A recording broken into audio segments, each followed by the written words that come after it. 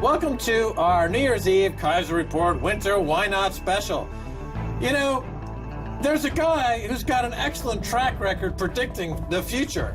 And we've got him on the show right now. The man behind Trends Journal, Gerald Celente.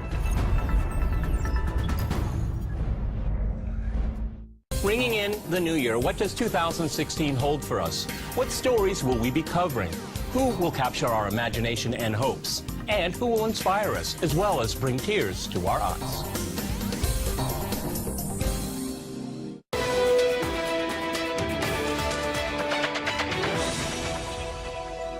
December 31st here in Moscow. Thanks for joining us. This year has witnessed some world-shaping headlines, but there were certainly some topics that went rather underreported by the mainstream media. Here's Ilya Petrenko. Was 2015 the champion in breaking news? And we have breaking news right now. Breaking news. Breaking news. Although many in newsrooms around the world today would answer yes, the media has often flipped from breaking news junkies to playing the famous three monkeys. Far more stories were underreported than adequately reported.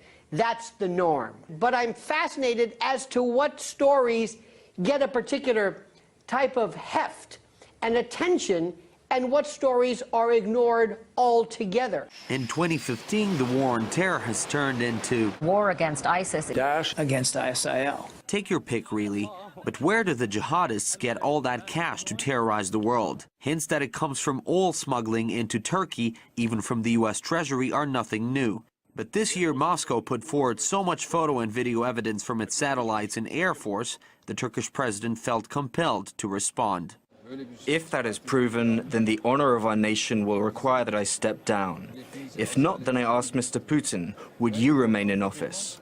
Well, Erdogan wasn't overly bothered by further compromising reports coming from the likes of Norway or even comments in Washington. This is the lifeblood. Yet, there seems to be the concerted effort on the part of some people in the international media to ignore it altogether.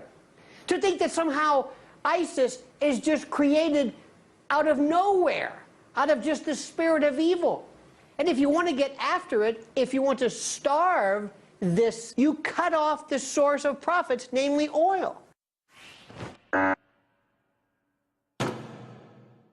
Here's Je suis chien, or I'm a dog, the trending hashtag that was retweeted hundreds of thousands of times in the wake of the Paris massacre. While Twitter users were mourning the police dog that got blown up in a suicide blast during a raid, Nigeria was being ravaged by terror.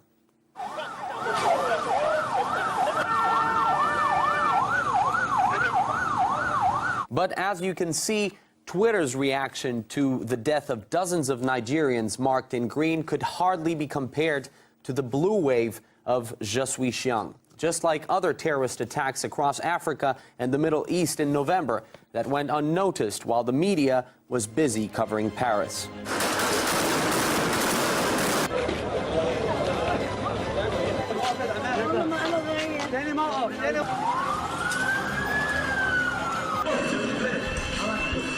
There are people who are still using, in Facebook and others, this French flag filter showing solidarity and a recognition of the horrors that occurred in France. Fine. Why isn't Africa? Why doesn't that seem to generate the same amount of absolute disgust and reaction that France does? It's tenable, it's real, it's different, and it makes no sense.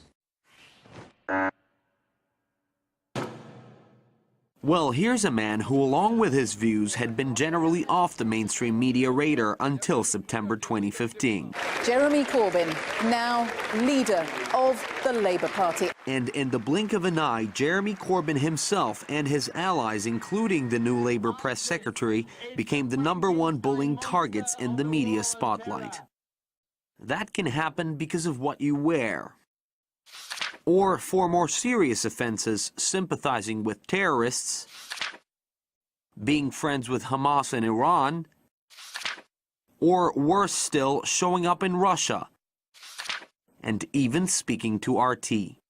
When somebody says something and is fairly consistent with a particular message, why is it all of a sudden suggested that this isn't mainstream enough. It's a compliment because that's exactly what Britain needs. So what we're seeing here is an example of shoddy journalism. What's been going on is that debate here in Britain has been being confined by the media. It's been being narrowed down into a very small area. Ilya Petrenko, RT.